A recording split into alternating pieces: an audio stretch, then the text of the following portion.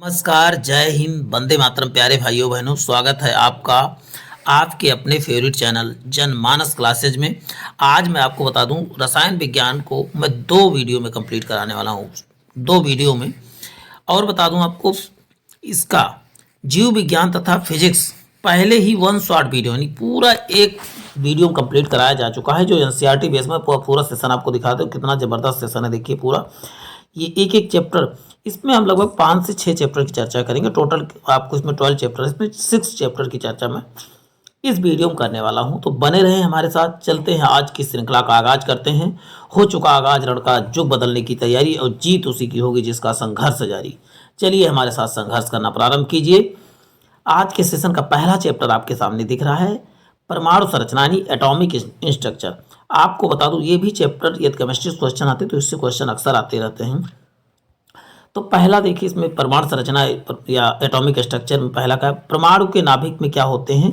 आप बताओगे प्रोटॉन तथा न्यूट्रॉन होते हैं। देखिए, परमाणु के नाभिक में क्या प्रोटॉन न्यूट्रॉन, और इसके बाहरी तरफ जो बाहरी कक्षा में कौन होता है, तो बताओ इलेक्ट्रॉन होता है। अब इन सबकी खोजकर्ता वगैरह के बारे में चर्चा करेंगे। परेशान ना हो, आपको कोई भी चीज़ अधूरी नहीं बताई जाएगी। बने रहें। एक ही तत्व कि वह परमाणु जिनकी परमाणु संख्याएं समान परंतु द्रव्यमान संख्याएं क्या होती भिन्न भिन्न हो, उसे क्या कहते हैं। आप बताओगे, उन्हें समस्थानिक कहा जाता है। देखिए क्या कहा गया है, जिनमें क्या है, परमाणु की परमाणु संख्याएं या कहते हैं परमाणु क्रमांक समान हो लेकिन द्रव्यमान संख्या क्या हो, भिन्न हो, उसे समस्थानिक कहा जाता है। अब बात करते हैं समस्थानिक। उन तत्वों को समस्थानिक कहा जाता है जिनके समान प्रोटॉन कहे या परमाणु की संख्या कहे, बात एक ही है। परमाणु समस्थानिक कहा जाता है, समान प्रोटॉन होते हैं, भिन्न भिन्न न्यूट्रॉन होते हैं। तब भी न्यूट्रॉन भिन्न हो या द्रव्यमान भिन्न हो, बात एक ही हो जाएगा। तब भी उसको क्या कहेंगे, समस्थानिक ही कहा जाता है। हाइड्रोजन तत्व के समस्थानिक के अलग अलग नाम है। देखिए, आप जानते क्या है, पहला इस प्रोटियम को 1H1 कहा जाता है, ड्यूटेरियम को 1H2 कहा जाता है, 1H2, और जबकि ट्राइटियम को 1H3। अब कैसे याद कर सकते, बड़े आराम से। देखिए, ड्यू जहाँ ड्यू शब्द लग जाता है वहाँ 2, और जहाँ ट्राई लग जाता है वहाँ 3। तो 1H2 1H1 सबको आप आसानी से आ सकते हैं। प्रोटियम, ड्यूटेरियम और ट्राइटियम। ट्राइटियम में जहाँ 3, 1H1 को क्या बोलते हैं, प्रोटियम, 1H2 को ड्यूटेरियम, 1H3 को ट्राइटियम कहा जाता है। और ये एक प्रकार का रेडियो समस्थानिक है ट्राइटियम। चलते हैं, अभी रेडियो समस्थानिक वाले चैप्टर में देखेंगे, परेशान होइएगा। हाइड्रोजन का ट्राइटियम समस्थानिक रेडियो सक्रियता का गुण प्रदर्शित करता है। देखिए, इसमें कहा गया है रेडियो सक्रियता का गुण कौन व्यक्त करता है, बताओगे ट्राइटियम। अब बात, किसी तत्व के सभी समस्थानिकों के परमाणुओं के इलेक्ट्रॉनों की संख्या क्या होती है, आप बताओगे समान होते हैं। सभी समस्थानिकों के परमाणु संख्या, देखिए परमाणु संख्या बराबर इलेक्ट्रॉन की संख्या बराबर क्या होता है, परमाणु क्रमांक। ये सब क्या होते हैं, इक्वल होते हैं। देखिए, ई बराबर क्या होता है, पी। प्रोटॉनों की संख्या और इलेक्ट्रॉनों की संख्या क्या होती है, इक्वल होती है। ये चीज़ें आपको याद करके रखना है। देखिए, सर्वाधिक पोलोनियम तत्व के समस्थानिक है कितना, लगभग 27 समस्थानिक किसके, आप बताओगे पोलोनियम के हैं। अब बात करते हैं, वह तत्व जिनकी द्रव्यमान संख्याएं समान परंतु परमाणु संख्याएं भिन्न भिन्न होती हैं, उसे क्या कहते हैं, द्रव्यमान संख्याएं समान होती हैं, उसे संभारिक कहा जाता है। यहाँ पर लिखा है समस्थानिक, लेकिन आपको संभारिक कर लेना है। परमाणु संख्याएं भिन्न होती है, उसे क्या कहते हैं, आप बताओगे संभारिक कहा जाता है। यानी भार, यानी परमाणु भार, द्रव्यमान संख्या को ही परमाणु भार के नाम से जाना जाता है। तो परमाणु भार का क्या हो जाएगा, तो अब तो संभारिक हो जाएगा। आप इजीली याद कर सकते हो। 2 ऐसे परमाणु जिनके नाभिक में न्यूट्रॉनों की संख्या समान होती है, वो न्यूट्रॉन, जहां न्यूट्रॉन समान वहां सब न्यूट्रॉनिक, तो आप इजीली याद कर सकते हो। किसी तत्व के परमाणु क्रमांक 17, द्रव्यमान संख्या 36 है, तो उसके न्यूट्रॉनों की संख्या, तो आपको बता दूं n बराबर क्या होता है। यदि इसको ज्ञात करना तो n न्यूट्रॉन संख्या ज्ञात करना हो तो क्या यानी द्रव्यमान संख्या माइनस क्या होता है, परमाणु क्रमांक। द्रव्यमान संख्या में से परमाणु क्रमांक घटा दोगे तो आपको न्यूट्रॉनों की संख्या पता चल जाएगी। तो इसका उत्तर क्या हो जाएगा, आप 36 में से 17 घटाएंगे तो 19 आएगा न्यूट्रॉनों की संख्या। देखिए, इसमें कहा गया है न्यूट्रॉनों की संख्या इक्वल टू द्रव्यमान संख्या माइनस परमाणु क्रमांक। आप घटाएंगे तुरंत आपको इजीली निकल आएगा। न्यूट्रॉन की खोज किसने किया, तो बताओ चैडविक ने। ईंटा पर नाचो, आपने जानते होंगे, ईंट पर नाच कह सकते हो, ईंट पर नाच। देखिए ई से इलेक्ट्रॉन की खोज करा टॉमसन ने, पा से प्रोटॉन की खोज करा रदरफोर्ड ने, जबकि नाचो या नाचे तो ना से हो जाएगा आपका न्यूट्रॉन की खोज करता चैडविक। आप इजीली याद कर सकते हो प्यारे साथियों। अब बात होती है कि परमाणु विद्युतः क्या होते हैं। परमाणु विद्युत रूप से क्या होते हैं, उदासीन होते हैं। एक ही कक्षा में उपस्थित दो इलेक्ट्रॉन जो है कि स्पिन क्या होते हैं, उनकी क्वांटम संख्या विपरीत हो। एक तो ये किसका दिशा होगा, तो एक अपोजिट दिशा में होते हैं। दो इलेक्ट्रॉन जो होते हैं वो हमेशा विपरीत दिशा में कार्य करते हैं। बस वह आयन जिनके इलेक्ट्रॉनों की संख्या समान होती है वो उन्हें सम इलेक्ट्रॉनिक कहा जाता है। जिनमें इलेक्ट्रॉनों की संख्या समान होती है उसे सम इलेक्ट्रॉनिक कहा जाता है। अब बात होती है परमाणुओं में सबसे छोटा परमाणु क्या है। हाइड्रोजन का परमाणु सबसे छोटा होता है। वही परमाणु सिद्धांत सबसे पहले किसने प्रतिपादित किया था, तो बताओगे डाल्टन साहब ने जो है परमाणु सिद्धांत को प्रतिपादित किया था। वही कैथोड किरण जो है इलेक्ट्रॉन की स्ट्रीम होती है, किसकी बनी होती है, बताओ इलेक्ट्रॉन की स्ट्रीम होती है। किसी भी तोलांकी भार तथा संयोजकता के गुणनफल को परमाणु भार के बराबर होता है। यदि कहा जाए तोलांकी भार और संयोजकता को गुणा कर दिया जाए तो परमाणु भार प्राप्त होता है। देखिए कितनी जबरदस्त क्वेश्चन आंसर इसमें है। अब आप जानते हो कॉम्पिटिटिव क्वेश्चन में क्वेश्चन आंसर ही अक्सर पूछे जाते हैं, न्यूमेरिकल्स वगैरह बहुत कम पूछे जाते हैं। 8वीं कक्षा का अभिविन्यास चुंबकीय क्वांटम संख्या से नियंत्रित होता है। यदि कहा जाए आणविक संख्या का अभिविन्यास किससे नियंत्रित होता है, तो इसका उत्तर आप क्या बताओगे प्यारे साथियों, क्वांटम संख्या से जो है नियंत्रित होता है। नेक्स्ट है सेबोर्गियस तत्व परमाणु क्रमांक 106 संकेत Sg की खोज जो है सीबॉर्ग ने किया था। किसने किया था, बताओ, सीबॉर्ग ने किया था। इसका परमाणु क्रमांक कितना, 106, जबकि आप बताओगे इसका सिंबल Sg है। इसकी खोज सीबॉर्ग साहब ने किया था। वहीं परमाणु के नाभिक की खोज आप बताओगे किसने किया, तो बताओगे रदरफोर्ड ने परमाणु के नाभिक की खोज की थी। अब देखते हैं जिस तत्व का परमाणु में 2 प्रोटॉन 2 न्यूट्रॉन तथा 2 इलेक्ट्रॉन होते हैं उस तत्व के द्रव्यमान संख्या कितनी होती है, आप बताओगे 4। क्योंकि द्रव्यमान संख्या कैसे ज्ञात करो, तो 2 प्रोटॉन तथा न्यूट्रॉनों को जोड़ने द्रव्यमान संख्या बराबर क्या होता है, तो प्रोटॉन गुणे न्यूट्रॉन यानी P+N। द्रव्यमान संख्या बराबर P+N होता है, तो आप इजीली याद कर सकते हो प्यारे साथियों। और इलेक्ट्रॉन और प्रोटॉन दोनों इक्वल होते हैं। इलेक्ट्रॉन और प्रोटॉनों की संख्या सदैव इक्वल होती है। अल्फा कण 2 धन आवेश होता है। इसका द्रव्यमान हीलियम के एक परमाणु के नाभिक के बराबर होगा। एक परमाणु के नाभिक के बराबर होगा, क्योंकि आप जानते हो हीलियम का परमाणु क्रमांक कितना होता है, 2 होता है। हीलियम के नाभिक में कितने, 2 प्रोटॉन तथा 2 न्यूट्रॉन होते हैं। क्योंकि इसका आप जानते हो हीलियम का परमाणु क्रमांक 2 तथा जबकि परमाणु भार कितना होता है, बताओगे 4 होता है परमाणु भार। तो आप बताओ दोनों को इसमें से परमाणु द्रव्यमान में से प्रोटॉन को घटाएंगे तो 2 न्यूट्रॉनों की संख्या आएगी। इजीली आप याद कर सकते हो प्यारे साथियों। परमाणु की कक्षा में भरने के नियंत्रित करने का सिद्धांत किसने दिया, तो आप बताओ, आप वाउ ने दिया था। तो प्यारे साथियों आपको नेक्स्ट सेशन की तरफ लेके चलते हैं। नेक्स्ट चैप्टर देखिए, आपको द्रव्य यानी मैटर से संबंधित क्वेश्चन आ रहे हैं प्यारे साथियों, कुछ बने रहें।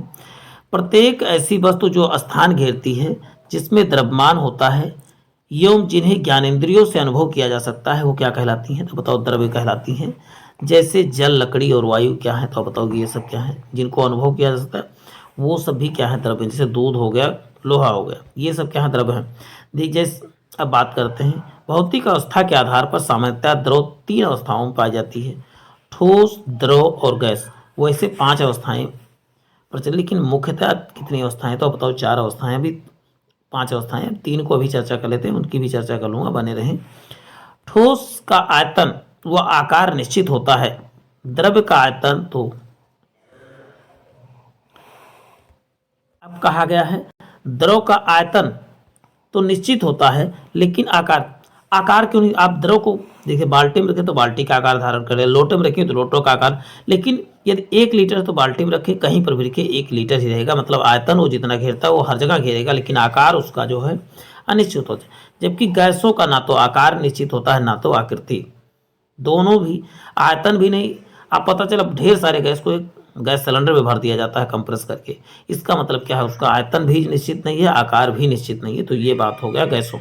गैस कितना तो आयतन निश्चित ना तो आकार, तो इजीली आप देखो ठोसों में क्या है, आयतन आकार दोनों, जबकि द्रव में क्या है, केवल आयतन निश्चित, आकार बिल्कुल निश्चित नहीं है। आकार तो पात्र के अनुसार धारण कर लेता है। अब ये चौथी अवस्था की बात कर लेते हैं प्यारे साथियों। प्लाज्मा, प्लाज्मा द्रव की चौथी अवस्था कहा जाता है। यह गैस की विशिष्ट अवस्थाओं जो अति उच्च ताप पर प्राप्त किए जाते हैं। खोजकर्ता इरविन लैमूर हैं। प्लाज्मा की खोज का इरविन जो है लैंगमूर है। सूर्य की अधिकांश भाग किस अवस्था में, तो बताओगे प्लाज्मा की अवस्था में है।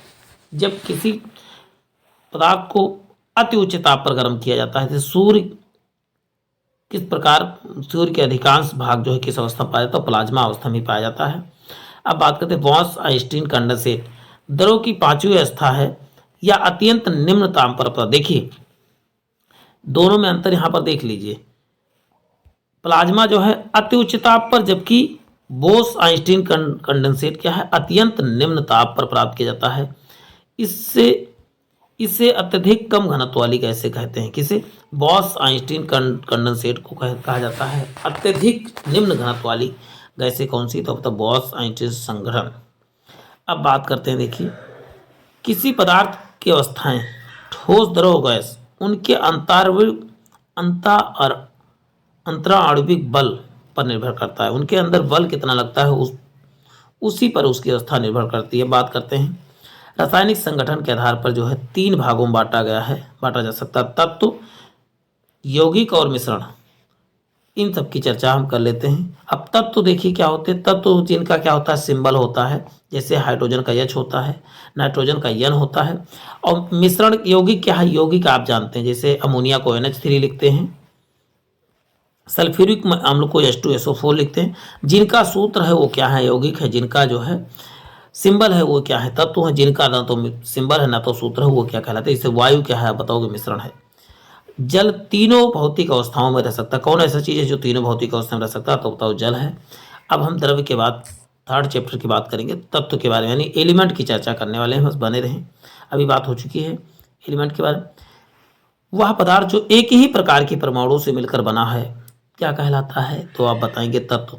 आपको बता दूं क्या साथियों, यदि ये पूरा सेशन देख लेते हैं तो आपकी काफ़ी हद तक समस्याएं जो है किसकी, केमिस्ट्री की खत्म हो जाएगी, क्योंकि इस बहुत चुनिंदा प्रश्न इसमें है। चलते ही नेक्स्ट देखते हैं। अब बात करते हैं तत्व कहलाता है। तत्व मुख्यतः कितने प्रकार के होते हैं, 2 प्रकार के होते हैं। कौन कौन से, आप बताओ कि एक होता है धातु, एक होता है अधातु, और इन्हीं दोनों मिलकर बना होता है, उसे मिश्र धातु कहा जाता है। वर्तमान में टोटल कितने 118 तत्व हैं, खोज हो चुकी थी। इसमें 92 तत्व प्रकृति में पाए जाते हैं। शेष जो है वैज्ञानिकों या प्रयोगशाला में जो है निर्मित है, वैज्ञानिकों द्वारा प्रयोगशाला में संश्लेषित किया गया है। अब मानव शरीर में जो है दूसरा सबसे अधिक तत्व कौन सा पाया जाता है, सबसे अधिक ऑक्सीजन, वैसे दूसरे नंबर पर क्या पाया जाता है, बताओगे 18% कार्बन पाया जाता है। लेकिन कैल्शियम कितने मानव शरीर में 0.2% पाया जाता है। हीमोग्लोबिन मानव शरीर में कितना, अब वही बात किया जाता है, मानव हीमोग्लोबिन पाया जाने वाला तत्व कौन सा, बताओगे लोहा है, यानी फेरस जिसे कहते हैं। अब बात करते हैं, देखिए पौधों के फलहरित में पाया जाने वाला यानी कि क्लोरोफिल बनाने में कौन सा तत्व सहायक है, तो बताओ मैग्नीशियम, जिसका सिंबल Mg होता है। सबसे भारी धातु कौन सी है, तो बताओ ओस्मियम है। सबसे भारी ठोस अधातु कौन है, सबसे भारी, देखिए अधातु बाद ठोस अधातु कौन, तो स्टैटिन है। सबसे भारी ठोस अधातु की बात किया जाए तो आप बताओ स्टैटिन, अधातु स्टैटिन। ये क्वेश्चन आपको स्क्रीनशॉट जरूर ले लेने हैं। सबसे हल्की गैस अधातु कौन सी, सबसे हल्की गैस अधातु हो जाएगा हाइड्रोजन। सबसे भारी गैस अधातु, जब देखिए सबसे भारी गैस अधातु, ये हल्की गैस अधातु कहा गया, जबकि भारी गैस अधातु कहा जाएगा तो रेडॉन हो जाएगा। सबसे भारी गैस अधातु में अब बताओ रेडॉन। अब बात करते हैं सबसे अधिक विद्युत ऋणात्मक वाला तत्व कौन सा है, विद्युत ऋणात्मक वाला तत्व आप बताओगे क्या हो जाएगा, फ्लोरीन। लेकिन विद्युत धनात्मक वाला तत्व क्या हो जाएगा, बताओगे सीजियम। क्या है, विद्युत धनात्मक वाला तत्व है सीजियम। नेक्स्ट है ब्रह्मांड में सबसे अधिक पाया जाने वाला तत्व कौन सा है, तो हाइड्रोजन जो है सबसे अधिक पाया जाने वाला तत्व है। सबसे अधिक क्या, तो बताओ हाइड्रोजन। सूर्य में सबसे अधिक पाया जाने वाला तत्व कौन सा, तो हाइड्रोजन क्या है, सूर्य में पाया जाने वाला कितने % पाया जाता है, तो इसका उत्तर बताएं 71% सूर्य पाया जाता है। लेकिन वायुमंडल में जो है क्या, नाइट्रोजन 78% पाया जाता है। दोनों में अंतर आप कर लीजिए। अब नेक्स्ट है, देखिए तारों में सबसे अधिक पाया जाता है, तब भी आप बताएंगे हाइड्रोजन ही, क्योंकि सूर्य एक तारा है। सबसे चमकदार धातु तत्व कौन सी, तो प्लेटिनम सबसे चमकदार धातु तत्व है। सबसे चमकदार कठोर आधातु, देखिए अधातु कहेगा तो आप बताओगे हीरा। सबसे कठोर पदार्थ कहोगे तब भी हीरा ही होगा। जल में रखा जाने वाला तत्व कौन सा है? तो बताओ पीला फास्फोरस है। वहीं समुद्री घास में आयोडीन पाया जाता है। क्या पाया जाता है बताओगे? आयोडीन पाया जाता है। सुरक्षित दिया सलाई में लाल फास्फोरस का प्रयोग किया जाता है। नेक्स्ट है, सबसे अधिक समस्थानिक वाला तत्व कौन सा है? बताओ पोलोनियम, जिसके कितने आप बताओ? 27 समस्थानिक है, 27। अब उच्चतम इलेक्ट्रॉन बंधुता बनाने वाला तत्व कौन सा है? तो सबसे अधिक इलेक्ट्रॉन बंधुता कौन बनाता है? तो क्लोरीन बनाता है। क्लोरीन का प्रयोग आप बताते पानी को शुद्ध करने के लिए किया जाता है। तत्व जो गर्म करने पर ऊर्ध्वपातित हो जाता है, यानी उड़ जाता है कह सकते हो, तो आयोडीन हो गया, नेप्थोलीन होगा। ये सब क्या है? ठोस अवस्था में रहते हैं, लेकिन गर्म करते हो तुरंत गैसीय अवस्था में परिवर्तित हो जाना ही ऊर्ध्वपातन कहलाता है। आधुनिक आवर्त सारणी गैसीय तत्वों की कुल संख्या कितनी है? अब गैस टोटल कितनी गैस है? तो आप बताओ गासी गैस 11 आप याद कर सकते हो। हीलियम ऑक्सीजन का मिश्रण जो है गोताखोरों द्वारा प्रयोग किया जाता है। गोताखोर कौन सी गैस का मिश्रण ले जाते हैं? तो बताओ हीलियम और ऑक्सीजन को जो है लेके जाते हैं। चलते हैं नेक्स्ट बात करते हैं प्यारे साथियों। अधातु में धातु अधातु दोनों के गुण प्रकट होते हैं। तो आप बताओ उपधातु में जो है धातु अधातु दोनों के गुण प्राप्त होते हैं, उन्हीं को उपधातु, जैसे होता है सिलिकॉन, जर्मेनियम, आर्सेनिक, एंटीमनी और टेलोरियम, ये क्या है? तो बताओ उपधातुएं हैं। सर्वाधिक गैसीय तत्व किस वर्ग में है? तो शून्य के वर्ग में सबसे अधिक गैसीय तत्व पाए जाते हैं। एक परमाणु तत्व है अक्रिय गैसें कौन कौन सी? तो बताओगे helium, neon, argon, krypton, xenon, radon. Total कितनी आप बताओगे? 6 गैसें। वैसे 6 सातों भी मान्यता प्राप्त हो गई है। चलते हैं नेक्स्ट बात करते हैं। विद्युत का सबसे अच्छा सुचालक तत्व कौन सा? बताओ चांदी है। विद्युत सुचालक अधातु कौन सी? तो बताओ ग्रेफाइट या अपवाद के तौर पर देखिए, विद्युत जो अधातु होती विद्युत का चालक नहीं होती, लेकिन आपको बता दो ग्रेफाइट जो पेंसिल में यूज होता है वो अपवाद के तौर पे क्या है? आप बताओगे अधातुएं हैं। सर्वाधिक आयनन विभव यानी आयनोजाइजेशन पोटेंशियल किसकी? तो हीलियम की सबसे अधिक आयनन विभव है। न्यूनतम आयनन विभव किसकी होती? तो बताओगे सीजियम की न्यूनतम आयनन विभव है। और जबकि कहते सबसे अधिक धनात्मक तत्व कौन सा है? तो बताओगे सीजियम है। तो जिसमें धनात्मकता सबसे अधिक उसमें आयनन विभव सबसे कम होता है। सबसे अधिक क्रियाशील अधातु कौन सी है? तो फ्लोरीन सबसे क्रियाशील अधातु है। वही दूध में सर्वाधिक मात्रा में क्या पाया जाता? तो उत्तर बताएंगे कैल्शियम। क्या होता है? हड्डियों को मजबूत करने में सहायक है। नेक्स्ट है, जीवित मानव शरीर में सबसे कम मात्रा में पाया जाता है। तो बताओ सबसे कम मात्रा में मैग्नीज। वही वायु का प्रमुख घटक क्या है? तो वायु का प्रमुख घटक आप बताएंगे, इसका उत्तर नाइट्रोजन हो जाएगा। पृथ्वी की भूप्रपटी या क्रस्ट पे पाए जाने वाले तत्व का प्रतिशत का देख लेते हैं। सबसे अधिक क्या पाया जाता है? ऑक्सीजन, फिर सिलिकॉन, फिर एल्युमिनियम, फिर लोहा, फिर कैल्शियम, फिर सोडियम, फिर पोटेशियम, फिर मैग्नीशियम। सबसे अधिक क्या पाया जाता है? ऑक्सीजन, फिर क्या जाता है? सिलिकॉन, फिर एल्युमिनियम, फिर लोहा। आप इसको क्रम याद कर सकते हैं, लेकिन ऑक्सीजन पहले नंबर पर आएगा, फिर सिलिकॉन दूसरे नंबर पर आएगा। मानव शरीर में तत्वों का प्रतिशत सबसे अधिक किसका? कार्बन, फिर उसके सॉरी 65 से 70% क्या होता है? ऑक्सीजन, फिर 18% कार्बन होता है, हाइड्रोजन, फिर nitrogen, calcium, phosphorus, potassium, sulphur, sodium और लोहा बहुत कम मात्रा में पाया जाता है। लेकिन लोहा की कमी से एनीमिया नामक बीमारी हो जाती है। अब चलते इसमें फोर्थ चैप्टर की बात करते हैं, मिश्रण, यौगिक और मिश्रण चैप्टर के बारे में बात कर लेते हैं। देखिए कंपाउंड एंड मिश्रण कहा गया कि वह पदार्थ जो 2 या 2 से अधिक तत्वों को निश्चित अनुपात में रासायनिक संयोग से बनता है उसे क्या कहते हैं? आप बताओगे यौगिक कहा जाता है। निश्चित अनुपात रहेगा तभी यौगिक होंगे, इसकी चर्चा इसको समझ लीजिए। जैसे जल किससे? तो H2A यानी हाइड्रोजन के 2 अणु तथा ऑक्सीजन के 1 अणु मिले हैं, यानी इसका 2:1 का अनुपात है, निश्चित अनुपात से मिलाए जाते हैं, उसी को कहा जाता है। तो जैसे लवण, चीनी, शर्करा, देखिए मेथेन, एल्कोहल, इन सब का सूत्र होता है, आप इजीली याद कर सकते हो। जैसे चीनी का भी सूत्र होता है, लवण का, नमक का सूत्र NaCl होता है, तो आप इजीली याद कर सकते हो। क्लोरोफॉर्म, ये सब क्या है? तो आप बताओगे ये यौगिक हैं। अब आते हैं 2 से अधिक तत्वों के यौगिक, अधिक पदार्थों, तत्वों तथा यौगिकों को किसी भी अनुपात में मिलाने पर, जब किसी भी अनुपात में मिलाया जाता है तो उसी को मिश्रण कहा जाता है। वायु अनेक गैसों का क्या है? तो आप बताओ मिश्रण है। जैसे पीतल और तांबा जस्ता से क्या बनता है? तो पीतल तांबा और जस्ता के मिश्रण से बनता है। अब बात करते हैं पेट्रोलियम से विभिन्न अवयवों के किस विधि द्वारा प्राप्त किया? तो प्रभाजी, पेट्रोलियम पास से प्रभाजी आसुन के द्वारा जो है बनाया जाता है, पेट्रोलियम को शुद्ध किया जाता है। वही बता पेट्रोलियम, मिट्टी का तेल, दूध और ग्लूकोज से, ग्लूकोज क्या है? तो बताओ यौगिक है ग्लूकोज। अब और ये सब क्या है? पेट्रोलियम, ये सब दूध, ये सब क्या है तो बताओ ये सब है क्या, आप बताओगे ये है मिश्रण। जबकि ग्लूकोज का सूत्र होता है, तो ग्लूकोज क्या बताओगे यौगिक होता है। मिश्रणों को पृथक करने की विधि क्या है तो क्रिस्टलन विधि है, ऊर्ध्वपातन विधि, प्रज्वासी आसवन और भाप आसवन। ये क्या है मिश्रण को अलग करने की पद्धति, यानी कि एक को दूसरे से अलग कर दिया जाए। आसवन प्रक्रिया साधारण जल आसवन प्रक्रिया के द्वारा ही आसुत जल, आसुत जल क्या होता है जो डॉक्टर सुई लगाता है जिसमें पानी मिला कि वो आसुत जल ही होता है। आसुत जल में विद्युत नहीं चल सकती, ये चीज़ याद करके रखना है। जब दो द्रवों के क्वथनांकों में अंतर अधिक होता है उनके मिश्रण को आसवन विधि द्वारा जो है पृथक किया जाता है। दो द्रवों का क्या कहते हैं, क्वथनांकों का अंतर अधिक होता है तो उसे आसवन विधि के द्वारा जो है अलग किया जा सकता है। नवसादा तथा नमक के मिश्रण को पृथक किया जा सकता है तो होता है ऊर्ध्वपातन विधि द्वारा, नम की जगह नमक कर दीजिए सही हो जाएगा, तो ऊर्ध्वपातन प्रक्रिया द्वारा। अब बात करते हैं गर्म करने पर बिना द्रव किए दल गैस में बदलने की प्रक्रिया, ऊर्ध्वपातन को ही सब्लिमेशन कहा जाता है या उदातीकरण कहा जाता है, कह सकते हो।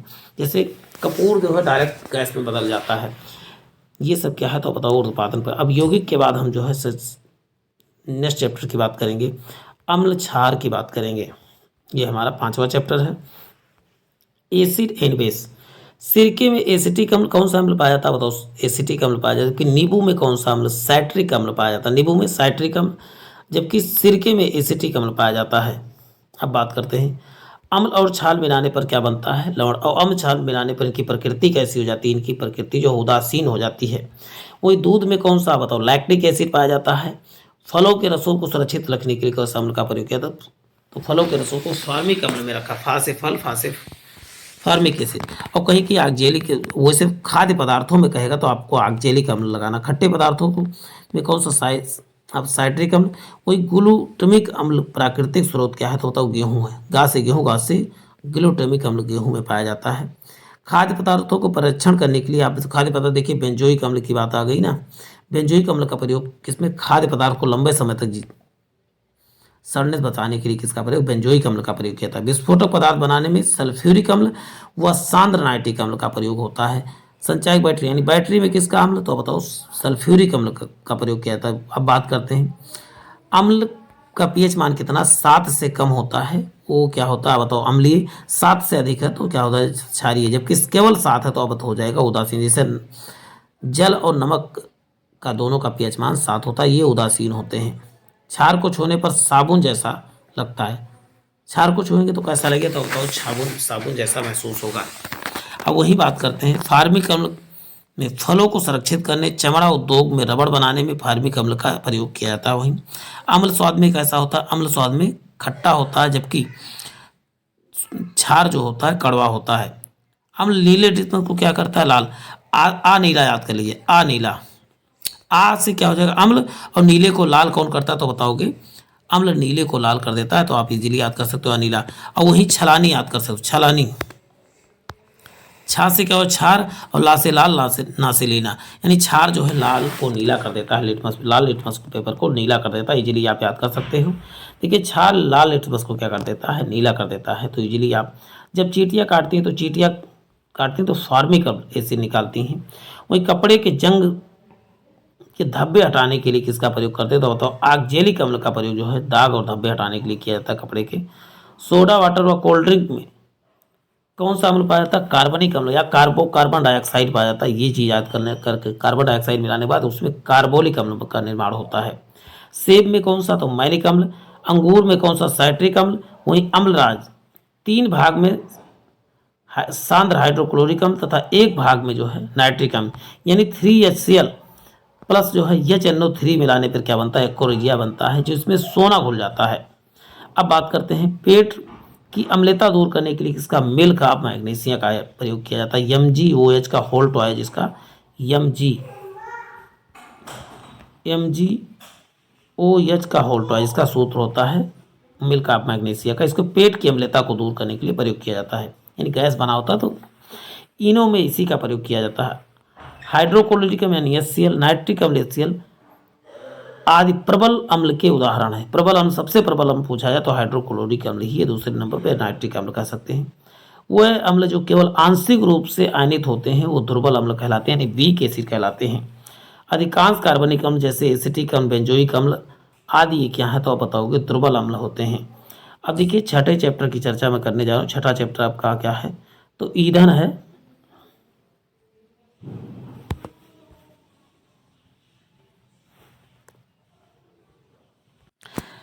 अब हमारा नेक्स्ट टॉपिक ईंधन चल रहा है, इसको जो है बहुत बेहतरीन, ये भी चैप्टर आप बेहतरीन तरीके से पढ़ने वाले हैं। देखिए ईंधन में कौन कौन से कोयल, पहले बात करते हैं कोयला भी क्या एक प्रकार का ईंधन, कायल लिखा है, कोयला एक प्रकार का क्या है ईंधन है। कि कितने प्रकार के कोयला होते हैं, तो एंथ्रासाइट, बिटुमिनस और लिग्नाइट और पीट कोयला। लेकिन सबसे अच्छा कोयला कौन सा, तो एंथ्रासाइट। सबसे घटिया कोयला ये पूछा जाता तो बताओगे क्या हो जाए, सबसे घटिया कोयला बताओगे पीट कोयला। अब बात करते हैं बात देखो इसमें कहा है एंथ्रासाइट कोयला सर्वोत्तम कोयला है। एंथ्रासाइट कैसा है तो बताओगे ए से एंथ्रासाइट, ए से A1 क्वालिटी का कह सकते हो, A1 क्वालिटी का कोयला है एंथ्रासाइट, A1 क्वालिटी, आप इजिली याद कर सकते हो। और बिटुमिनस, बा से बिटुमिनस, बा से भारत। भारत में कौन सा कोयला सबसे अधिक पाया जाता है, तो आप बताओगे बिटुमिनस कोयला भारत में पाया जाता है। अब बात करते हैं नेक्स्ट। अब बिटुमिनस को क्या कहते हैं, मुलायम कोयला के नाम से जाना जाता है, जबकि लिग्नाइट को भूरा कोयला के नाम से, लिग्नाइट को क्या भूरा कोयला, जबकि बिटुमिनस को मुलायम कोयला के नाम से जाना जाता है, इन सब कुछ चीज़ों को। अब बात करते हैं वायु की उपस्थिति में कोयले को गर्म करने जलाने की क्रिया को कोयले का भंजक आसवन कहलाता है। यानी वायु की अनुपस्थिति में कोयले को जलाना क्या है, कोयले का भंजक आसवन कहलाता है। राकेट ईंधन को पड़ोदक कहते हैं, जो राकेट में ईंधन भरा जाता है उसे पड़ोदक कहा जाता है। देखिए राकेट ईंधन को आप बताएंगे पड़ोदक कहा जाता है। पेट्रोलियम गैस में क्या क्या होता है, तो बताओ ब्यूटेन, प्रोपेन और इथेन होता है। पेट्रोलियम गैस में क्या क्या होता है, तो बताओगे ब्यूटेन, प्रोपेन और इथेन, इथेन। तो ये चीज़ें याद करके रखना है। अब बात करते हैं हाइड्रोजन को भविष्य का ईंधन किसे कहा जाता है, तो हाइड्रोजन को भविष्य के ईंधन के नाम से जाना जाता है। वही मीथेन, इथेन क्या है, एक मतलब प्राकृतिक गैस के घटक हैं। आप बताएं सीएनजी, सीएनजी में कौन कौन से, सीएनजी में कौन कौन से गैस होते हैं, तो आप बताओ बताएंगे मेथेन, एथेन और प्रोपेन होता है सीएनजी गैस में। क्या याद करोगे, मेथेन, एथेन, प्रोपेन। तो ऐसे याद करो सीएनजी मैप। सीएनजी गैस कैसे घर पे पहुंचता है, तो आपने देखा पाइप के द्वारा सीएनजी पहुंचा है, तो कैसे मैप के द्वारा उनको पता करता, मे से मेथेन, मैम से मेथेन, ए से एथेन और पी से प्रोपेन। तो तीन गैसों का मिश्रण है सीएनजी। जबकि यही एलपीजी कहा जाए, एलपीजी, एलपीजी में कौन कौन से, तो बीपी। एलपीजी इतनी महंगी है कि लोगों को बीपी हाई हो जाए, तो बी से ब्यूटेन और पी से प्रोपेन किस क्या होता है, तो आप बताओगे एलपीजी में ब्यूटेन और प्रोपेन गैस का मिश्रण है। जबकि एलपीजी का full form liquefied petroleum gas होता है, लिक्विफाइड पेट्रोलियम गैस। अभी इन सब चीज़ों को देखेंगे भी। अब बात करते हैं कोयला, पेट्रोल, डीजल, केरोसिन तेल में प्राकृतिक गैस आदि जो है ये सब क्या है, तो जीवाश्म ईंधन है, जो जमीन से निकलते हैं, जा वो लगभग जीवाश्म ईंधन ही होते हैं, जहाँ से जमीन, जहाँ से जीवाश्म, आप याद कर सकते हो। Biogas, methane, carbon dioxide, hydrogen sulphide का मिश्रण। बायोगैस किसका मिश्रण होता है, तो सामान्यतः मेथेन तथा कार्बन डाइऑक्साइड, लेकिन नाम मात्र में हाइड्रोजन और सल्फाइड भी होते हैं, लेकिन मुख्यतः मेथेन तथा कार्बन डाइऑक्साइड का ही मिश्रण होता है। मीथेन को मार्स गैस के नाम से जाना जाता है। अब बात करते हैं भाप अंगार गैस, या इसी को वाटर गैस कहते हैं। तो वाटर गैस का निर्माण कैसे होता है, तो आप क्या बताओगे, CO और प्लस क्या होता है, H, यानी कि कार्बन मोनोऑक्साइड प्लस हाइड्रोजन से मिलकर बनता हो। देखिए जल यहाँ पर है, जहाँ जल होगा वहाँ H2 तो होगा ही, तो आप इजीली याद कर सकते हो। लेकिन प्रोड्यूसर गैस में क्या होता है, तो N2 होता है, नाइट्रोजन प्लस क्या होता है, कार्बन मोनोऑक्साइड। इन दोनों में आप फर्क नहीं कर पाएंगे तो गलतियाँ कर देंगे। मिट्टी के तेल बनाने में गैसीय ईंधन, मिट्टी और तेल से बनने वाले गैसीय ईंधन को तेल गैस कहा जाता है। वही टेट्रा एथिल लेड अस्फटन रोधी यौगिक है। क्या अस्फटन रोधी मतलब आग ना लगे, इसके लिए काम, या थक जमे ना, तो वो कौन काम करता है, तो टेट्रा एथिल लेड का प्रयोग किया था। पेट्रोलियम की खोज किसने किया था, तो कर्नल ड्रक ने जो है पेट्रोलियम की खोज। जबकि गैसोहाल पेट्रोल तथा अल्कोहल का मिश्रण होता है, यानी पेट्रोल में ही जब मिला देता है क्या, तो आप बताओगे गैसोहाल का निर्माण कैसे होता है, पेट्रोलियम तथा अल्कोहल। अब जो है इस समय जो है 80% पेट्रोल में 20% अल्कोहल मिलाया जाता है प्रेजेंट टाइम में। तो प्यारे साथियों हमने 6 चैप्टर इसमें कर लिया है। आने वाले 6 चैप्टर जो है इसमें कौन कौन से हैं, धातु, जल, सीमेंट, उर्वरक और तेल, वसा, और कौन से हैं, तो पेट्रोलियम, इन सबको देखेंगे। तो सेकंड चैप्टर में सेकेंड पार्ट में आपको ये 6 चैप्टर मिलने वाले हैं। तो प्यारे साथियों बने रहें हमारे साथ। जिन भाई बहनों ने चैनल को सब्सक्राइब नहीं किया वो चैनल को सब्सक्राइब करने के साथ साथ बेल आइकन जरूर दबाएं। जय हिंद जय भारत। फिर मिलते हैं एक नए सेशन में। और बता दें चैनल पे और भी ढेर सारे वीडियो पड़े हैं तो उनको भी चैनल पे विजिट करके ज़रूर देखें।